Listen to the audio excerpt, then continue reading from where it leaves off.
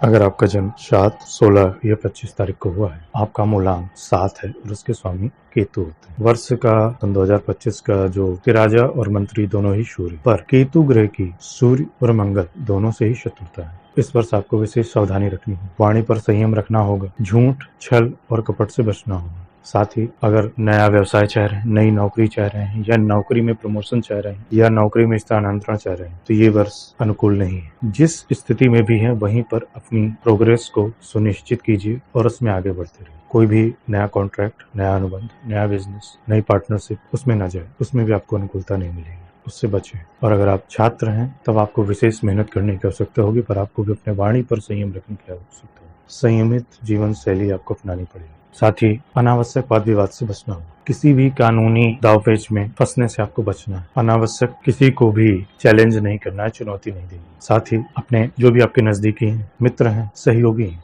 उनके साथ छल कपट बिल्कुल न करें, उनके साथ असत्य न बोलें, उनको अपने पक्ष में रखें, उनके साथ अनुकूलता रखें। साथ ही केतु, सूर्य और मंगल तीनों के जो भी उपाय हो सकते हैं वो आपको अवश्य करना चाहिए।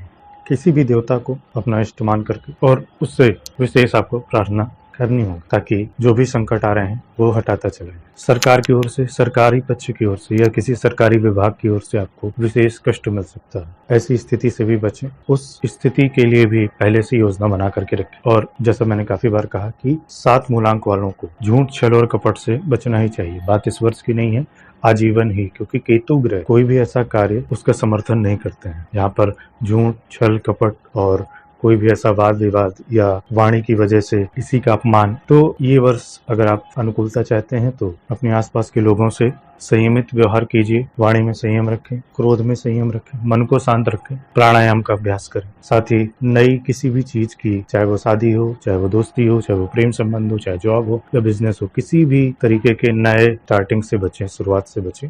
इस वर्ष उस एक स्थिति को टाल दें।